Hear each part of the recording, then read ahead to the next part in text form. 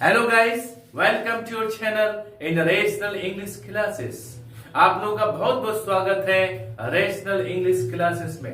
प्यारे बच्चों, आज हम लोग पढ़ेंगे कुछ फ्रेजेस के बारे में, कुछ मुहावरे के बारे में, जिसके बारे में पूछा जाता है एग्जामिनेशन में, 9th क्लास में, 10th क्लास में, 11th क्लास में तथा 12th क्लास में ये मुहावरे पूछे जाते हैं। इसलिए इनकी तैयारी आप अच्छी तरह से कर लीजिए। मैं जो पढ़ाऊंगा एक एक फ्रेज का अर्थ बताऊंगा, उसका सेंटेंस बनाकर सिखाऊंगा और फिर हर एक वर्ड का स्पेलिंग मैं बताऊंगा। कृपया आप वीडियो को अंत तक देखिए और ध्यान पूर्वक देखिए। चले हम लोग शुरू करते हैं। नंबर 1 में हम लोग पढ़ेंगे एट ऑल। एट ऑल का अर्थ होता है तनक भी, जरा भी, थोड़ा भी। इसको प्रयोग कैसे करेंगे? He does not read at all. He does not, DOES, does not, NOT not, read, READ, read at all. वो इसका अर्थ होता है वो तनिक भी नहीं पढ़ता है, वो जरा भी नहीं पढ़ता है। That's all. अब हम लोग नंबर दूसरा लेंगे, मुहावरा लेंगे एज येट। छोटा छोटा मुहावरा है, आपके एग्जामिनेशन व्यू पॉइंट से तैयारी किया गया है। आप इसको अच्छी तरह से तैयारी कर लें। As yet, as YET, as yet, इसका अर्थ होता है अभी तक, अभी तक। एज येट, अभी तक। इसको सेंटेंस में कैसे प्रयोग करेंगे? He has not come as yet. He has not come, COME, come as yet, YET, as yet का अर्थ होता है अभी तक। He has not come as yet, वो अभी तक नहीं आया है। नंबर 3 में हम लोग पढ़ेंगे। नंबर 3 में क्या पढ़ेंगे हम लोग? At most. एट मोस्ट, उसका अर्थ होता है अधिक से अधिक। एट MOST, इसका अर्थ होता है अधिक से अधिक। इसको सेंटेंस से प्रयोग करेंगे। At most I can give you 500 rupees. At most, अधिक से अधिक, I can, can, give you, GIVEYOU, I can give you 5, FIV, 100, HUNDRED, rupees, RUPEES। At most, अधिक से अधिक, I can give you 500 rupees. I can give you 500 rupees, मैं आपको 500 रुपए दे सकता हूं। नंबर 4 में हम लोग पढ़ेंगे। नंबर 4 में क्या पढ़ेंगे? At once. At once, ONCE, at once का अर्थ होता है, क्या होता है? इमीडिएटली, शीघ्र, जल्दी। जैसे सेंटेंस में कैसे प्रयोग करेंगे हम? He will come at once, वो जल्दी आएगा, शीघ्र ही आएगा। At once, he will come at once. अब हम लोग 5वां फ्रेज को लेते हैं। 5वां फ्रेज में क्या है? At present. At present, at present, PRESENT। At present का अर्थ होता है वर्तमान समय में, मौजूदा वक्त में। एट प्रेजेंट, वर्तमान समय में। याद रखिएगा, इसका प्रयोग प्रायः प्रेजेंट कंटिन्यूअस टेंस में किया जाता है। तो हम लोग सेंटेंस में प्रयोग करेंगे। At present he is living in London. At present he is living in London. वर्तमान समय में वो अभी क्या कर रहा है? लंदन में रह रहा है। नंबर 6 नंबर में फ्रेज पढ़ेंगे हम लोग। क्या पढ़ेंगे? At random, RANDOM, at random, RANDOM। At random का अर्थ होता है विदाउट एनी एम, बिना लक्ष्य के, बिना मकसद के, बिना सोचे समझे। At random. अब हम लोग कैसे प्रयोग करेंगे सेंटेंस में? He kicked the ball at random. He kicked, KICKED,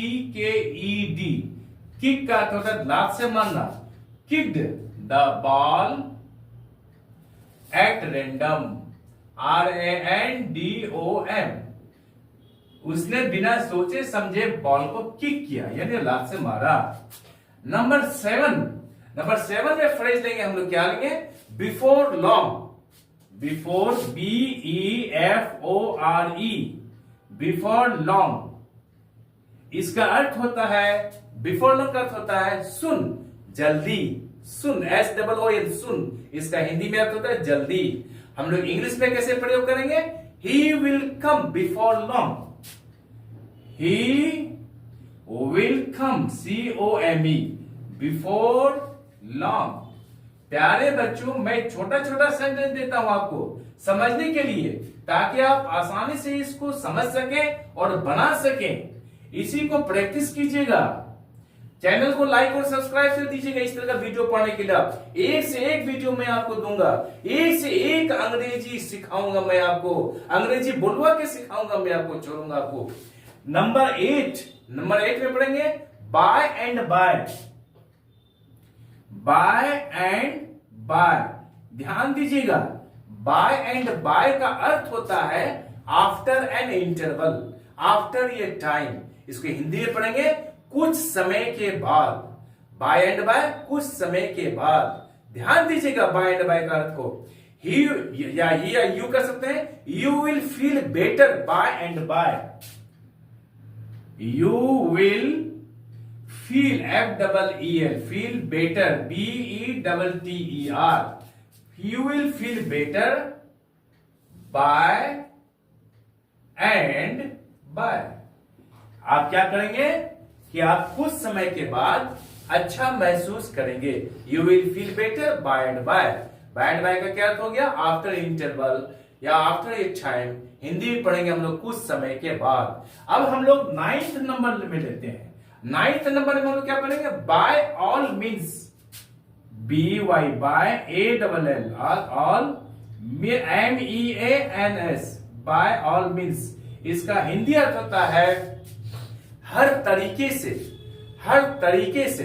bye all means हर तरीके से। हम लोग सेंटेंस में कैसे बनाएंगे? हम लोग do it by all means, do it by all means, यानी इसको हर तरीके से करो। नंबर 10 में हम लोग पढ़ेंगे। नंबर 10 में क्या पढ़ेंगे? By the by, by the by. इसको भी समझ लीजिए बढ़िया से।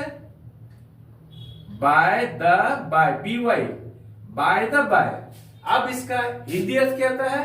किसी भी बात के सिलसिले में। जैसे कोई बात कर रहे हैं, उसी बात के सिलसिले में, कर्म में हम लोग और भी कोई बात कर दिए, तो बाय द बाय का अर्थ होता है किसी भी बात के सिलसिले में। उसका अंग्रेजी सेंटेंस होगा by the by our English teacher told us something about stars and planets. By the by यानी बात के सिलसिले में our English teacher told us, our English teacher told us something about stars and planets।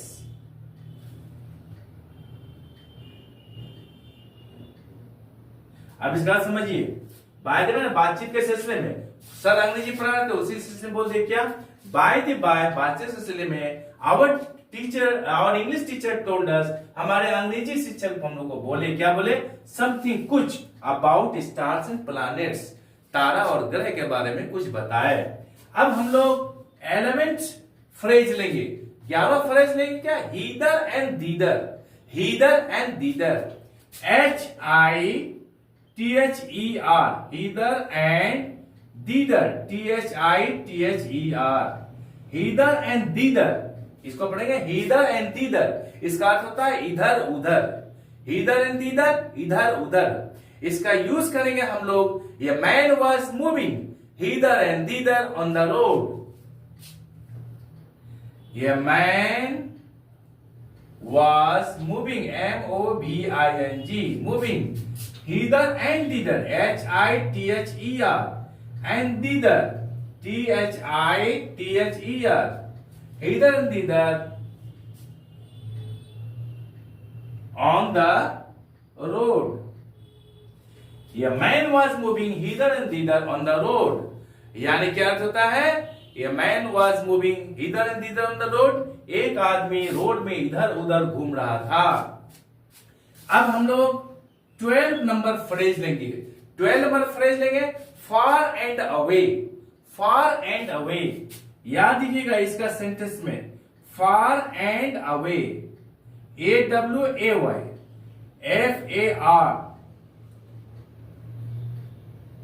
FAR, far and away, AWAY. इसका अर्थ होता है beyond all comparison. यानी कोई आदमी है, इतनी अच्छी उनके अंदर क्वालिटी है कि उसके कंपेरिजन में, उसके तुलना में कोई नहीं है. यूनिक टीचर, डिसाइडेडली पूर्ण रूप से वो यूनिक है वो. तो ही हम लोग कैसे करेंगे सेंटेंस में? He is far and away the best teacher in our school. He is far and away the best teacher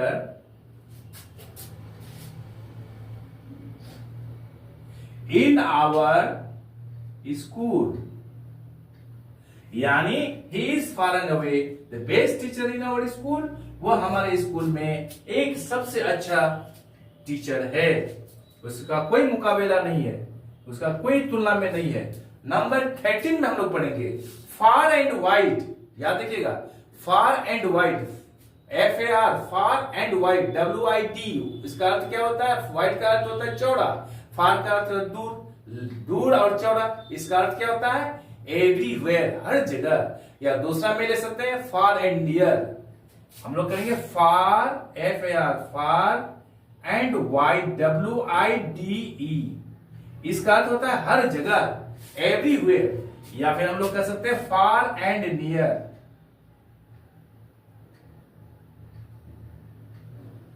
far and near इसका अर्थ होता है हर जगह, हर जगह. इसका सेंटेंस कैसे बनाएंगे हम लोग? His fame spread far and wide. His fame, fame का अर्थ होता है शोहरत, ख्याति. His fame spread, SPREAD. Spread मतलब फैला, स्प्रेड फैला. इसका तीनों फॉर्म स्प्रेड ही होता है. स्प्रेड, हिज क्या करता है? His fame is spread far and wide. उसका ख्याति चारों तरफ फैल गया. अब हम लोग 14 नंबर फ्रेज लेंगे. हम लोग 14 नंबर फ्रेज में क्या पढ़ेंगे? First and foremost. First and foremost इसका अर्थ होता है सर्वप्रथम, सबसे पहले. First, FIRST, first and foremost, FOREMOST, सर्वप्रथम, सबसे पहले. अब सेंटेंस में कैसे पढ़ेंगे हम लोग? First and foremost you learn to obey your elders.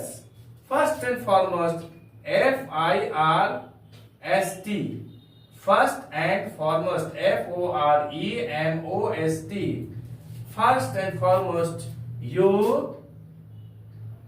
Learn. सबसे पहले तुम क्या करो? सीखो. क्या करने के लिए? To obey your elders. To obey, OBEY, obey your elders, ELDERS. First and foremost सबसे पहले यू लर्न, तुम सीखो. टू ओबे योर एल्डर्स, अपने से बड़ों का आज्ञा मानने के लिए. नंबर 15. नंबर 15 में हम लोग पढ़ेंगे, क्या पढ़ेंगे? For good. फॉर गुड इसका अर्थ होता है फॉर एवर, यानी सदा के लिए, हमेशा के लिए. FORGOOD इसका अर्थ होता है फॉर गुड, हमेशा के लिए, सदा के लिए. हम लोग अंग्रेजी में सेंटेंस कैसे बनाएंगे? The British, BRITISH, the British left India, LEFT INDIA, left India for good. FRGOOD, good. The British left India for good, यानी द ब्रिटिश का अर्थ था अंग्रेज लोग, अंग्रेज लोगों ने भारत को हमेशा के लिए छोड़ दिया। ये सेंटेंस बन गया, छोटा छोटा सेंटेंस में दे रहा हूं प्यारे बच्चों, आप इसको ध्यान से पढ़िएगा, प्रैक्टिस कीजिएगा। आप इसको स्क्रीनशॉट कर लीजिए। अब हम लोग 16 नंबर पढ़ेंगे। प्यारे बच्चों, मैं जानता हूं कि आप जितना वर्ड मीनिंग जानते हैं, जितना ग्रामर जानते हैं, आप आसानी से अंग्रेजी बोल सकते हैं, लेकिन आपके सामने एक बाधा है। वो बाधा क्या है? वो हिचकिचाहट है, हेजिटेशन है। आप समझते हैं कि मैं अंग्रेजी जो बोलूंगा शायद गलत हो जाएगा, लोग क्या सोचेंगे, इसी हिचकिचाहट की वजह से आप बोल नहीं पाते हैं। प्यारे बच्चों, ये कोर्स में चला रहा हूं 45 दिन का, 45 डेज का स्पोकन इंग्लिश। कैसा spoken English? Basic spoken English. इसलिए मैं शुरू में बेसिक में जड़ को मजबूत करने के लिए ये छोटा छोटा मुहावरा, छोटा छोटा सेंटेंस में प्रयोग करके विथ स्पेलिंग में आपको बता रहा हूं, ताकि आप आसानी से इसको समझ सकें, पढ़ सकें और फिर अंग्रेजी बोल सकें। इसलिए इसको बार बार पढ़िए, बार बार लिखिए, बार बार याद कीजिए, बार बार प्रैक्टिस कीजिए। अब देखिएगा एक दिन आपके तरह कोई अंग्रेजी नहीं बोल पाएगा। आप बहुत अच्छे से फर्राटेदार अंग्रेजी बोलिएगा। आपसे लोग प्रभावित होंगे और बोलेंगे तुम ये अंग्रेजी कैसे सीखा? आप बोलिएगा मैंने रेशनल इंग्लिश क्लासेस से पढ़ के सीखा। चलिए हम लोग 16 नंबर लेते हैं। 16 नंबर में हम लोग क्या पढ़ेंगे? 16 नंबर में फॉर गुड एंड ऑल। एक तो फॉर गुड पढ़ लिया हम, फॉर गुड एंड ऑल इसका अर्थ क्या होता है? सदा के लिए एक बार, यानी एक ही बार में चला गया। फॉर गुड एंड ऑल इस तरह से भी दे सकता है आपको, फॉर गुड एंड ऑल, सदा के लिए एक बार। तो इसको भी हम लोग कह सकते हैं the English left India for good and all. The English left India for good and all. प्यारे बच्चों देखिएगा, इंग्लिश एक भाषा है, जब इंग्लिश के पहले द लग गया, द इंग्लिश हो गया। द इंग्लिश का अर्थ होता है अंग्रेज लोग। द इंग्लिश लेफ्ट इंडिया, अंग्रेज लोग भारत छोड़ दिए। फॉर गुड एंड ऑल, हमेशा के लिए एक बार, यानी गए तो गए और कभी दोबारा नहीं आएंगे। नंबर 17, नंबर 17 में हम लोग पढ़ेंगे, क्या पढ़ेंगे? For long, FORLONG, FORLONG, for long. For long का अर्थ होता है प्यारे बच्चों फॉर ए लॉन्ग टाइम। इसका हिंदी हम लोग पढ़ेंगे क्या? अधिक दिनों तक, अधिक दिनों तक। तो हम लोग क्या इंग्लिश सेंटेंस बनाएंगे? We should not stay at a friend's house for long. We should not, SHOULD, should not, NOT, should not stay, STAY, at a friend's house, FRIENDS, ऊपर में friend's house, for long, FORLONG। अब देखिए इसका अर्थ क्या होता है? We should not stay, हम लोगों को नहीं ठहरना चाहिए एट ए फ्रेंड्स हाउस, मित्रों का घर, कब? फॉर लॉन्ग, यानी अधिक दिनों तक। अधिक दिनों तक हम लोगों को अपने मित्र के यहां नहीं ठहरना चाहिए। नंबर 18 में हम लोग पढ़ेंगे heart and soul, HEART, heart and soul. प्यारे बच्चों, हार्ट का अर्थ होता है दिल, सोल का अर्थ होता है आत्मा। तो इसका जब एक साथ आ जाता है तो इसका मुहावरा क्या होता है? हार्ट एंड सोल, दिल वो जान से, दिल वो जान से। तो इसको हिंदी में हम लोग कैसे बनाएंगे? इंग्लिश में कैसे बनाएंगे? हिंदी तो समझ गए आप, दिल व जान से। इसका इंग्लिश होगा सेंटेंस में, he threw himself into study heart and soul. He threw, THREW, throw का पास्ट टेंस, THROW, थ्रो का अर्थ होता है फेंकना, इसका verb to threw. He threw himself, HIMSELF, he threw himself into study, study, hurt and soul, hert, hurt and soul। अब इसका अर्थ समझिए, he threw himself, वो अपने आप को फेंक दिया। इसका अर्थ क्या होता है? अपने आप को झोंक दिया। कहां पर? into study, पढ़ने में, हर्ट एंड सोल, दिल व जान से, यानी वो अपने आप को पढ़ने के लिए दिल व जान से पढ़ाई में क्या कर दिया? झोंक दिया। अब हम लोग 19 फ्रेज लेंगे। 19 नंबर में क्या है? In the list, LEAST, in the list, LEAST, in the list, इसका अर्थ होता है जरा भी, तनिक भी। हम लोग कैसे इंग्लिश में बनाएंगे? She does not read in the list. She does not read in the list, LEAST, in the list का था तनिक भी। She does not read in the list, वो जरा भी नहीं पढ़ती है, वो जरा भी, थोड़ा भी, तनिक भी नहीं पढ़ती है। नंबर 20 में पढ़ेंगे हम लोग। 20 में क्या पढ़ेंगे? In the long run, in the long run, इसका अर्थ होता है कभी ना कभी, आखिरकार। इन द लॉन्ग रन, इसका अर्थ होता है हिंदी में कभी ना कभी, या अंत में, या आखिरकार। हम लोग सेंटेंस कैसे बनाएंगे? यू विल सक्सीड, तुम सफल होगे। इन द लॉन्ग रन, कभी ना कभी, you will succeed, WILL, you will succeed, SUCCEED, succeed का था सफल होना, यू विल सक्सीड, तुम सफल होगे। In the long run, in the long run, यानी कभी ना कभी तुम सफल होगे, या फिर अंत में तुम जरूर सफल होगे। 21 नंबर हम लोग लेंगे फ्रेज। 21 नंबर में है इन टाइम, इन टाइम, इसका अर्थ होता है इन प्रॉपर टाइम, अर्थात ठीक समय पर। इन टाइम, इसका अर्थ होता है ठीक समय पर। हम लोग क्या करेंगे सेंटेंस में, कैसे प्रयोग करेंगे? We should go to college in time. We should go to college in time. यानी हम लोगों को समय पर कॉलेज जाना चाहिए। नंबर 22 में पढ़ेंगे हम लोग। 22 में क्या पढ़ेंगे हम लोग? कि take after, take after, TAKEAFTER,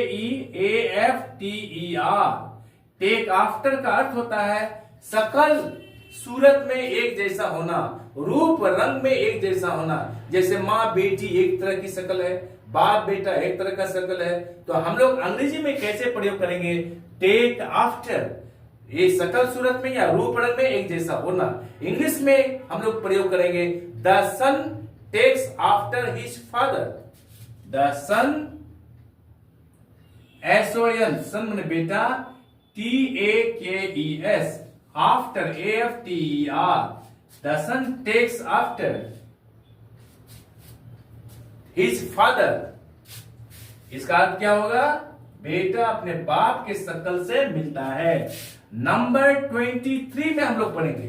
23 में क्या पढ़ेंगे? मेक आउट, मेक आउट का अर्थ होता है समझना, MAKEOUT, मेक आउट का अर्थ क्या होता है? समझना। मेक आउट का अर्थ होता है समझना। इसको हम लोग कैसे प्रयोग करेंगे?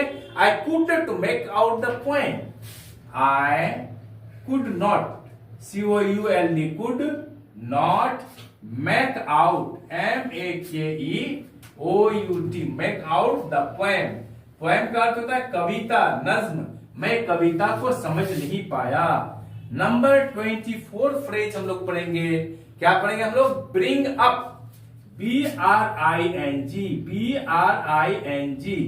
UP, ब्रिंग अप का अर्थ होता है पालन पोषण करना, परवरिश करना। पालन पोषण हिंदी में, इंग्लिश में कैसे प्रयोग करेंगे? आफ्टर हिज फादर्स डेथ, उसके पिता के मृत्यु के बाद, he was brought up, BROUGHT, brought up by his uncle, यानी उसके पिताजी के मरने के बाद उसका पालन पोषण उसके चचा के द्वारा किया गया, अंकल के द्वारा किया गया। नंबर 25 में हम लोग पढ़ेंगे by force of. By force of, यह फोर्स का अर्थ शक्ति नहीं होता, ताकत नहीं होता है।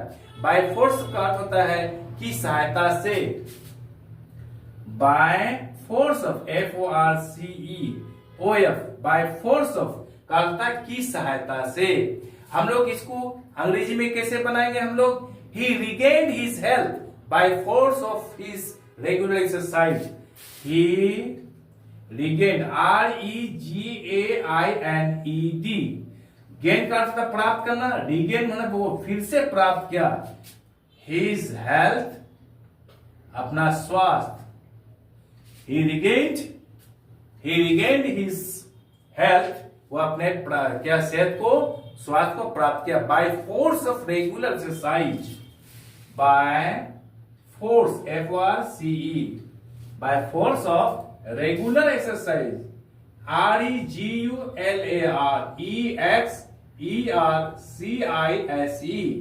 यानी ही रिगेन्ड हिज हेल्थ, वो अपने स्वास्थ्य को प्राप्त किया फिर से दोबारा।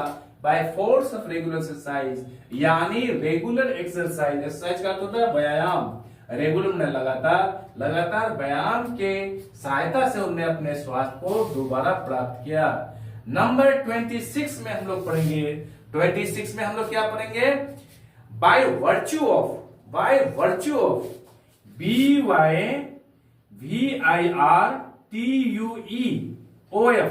By virtue of. By virtue का क्या होता है? के गुण से, के खूबी से, इसको, या on the ground of, English में क्या बोलते हैं? On the ground of. इसको इंग्लिश में कैसे बोलेंगे हम? ही deserves free studentship by virtue of his merit. He deserves, DESERVES। या फिर हम लोग कर सकते हैं फ्री स्टूडेंटशिप भी स्कूल में मिलता है, STUDENTSHIP। He deserves free studentship by virtue, VIRTUE, of his merit। वो अपने मेरिट के आधार पर वो फ्री स्टूडेंटशिप का योग्य है, डिजर्व है। 27 में हम लोग पढ़ेंगे, 27 में क्या पढ़ेंगे? For the sake of, for the sake of, SAKE, इसका अर्थ होता है के लिए। For the sake, SAKE, OF, for the sake of, के लिए। किसका हम कैसे पढ़ेंगे? हम लोग इंग्लिश में यूज करेंगे he works hard for the sake of money। he works hard for the sake of money, for the sake of money, के लिए। वो पैसा के लिए, मनी के लिए कठिन परिश्रम करता है। नंबर 28 में हम लोग पढ़ेंगे, 28 में क्या पढ़ेंगे हम लोग? इन case of, in case of, इसका अर्थ होता है की हालत में, INCASE, इन केस ऑफ, इसका अर्थ होता है इनकी हालत में। हम लोग कैसे प्रयोग करेंगे? Do not lose heart in case of failure, do not lose heart, HEART LOSE, do not lose heart in case of INCASE, in case of failure, FAILURE, यानी असफलता की हालत में हिम्मत मत हारो। लॉस हर्ट में हिम्मत हारना। नंबर 29 में हम लोग पढ़ेंगे, 29 में क्या पढ़ेंगे? In course of, in course of, इसका अर्थ होता है के सिलसिले में, INCOURSE, इन कोर्स ऑफ, इसका अर्थ होता है के सिलसिले में। The leader said many things, समझ रहे हैं? सेंटेंस में प्रयोग कीजिएगा। The LEADER, the leader said, SAID, many things, leader ने बहुत सारी चीज की कही। इन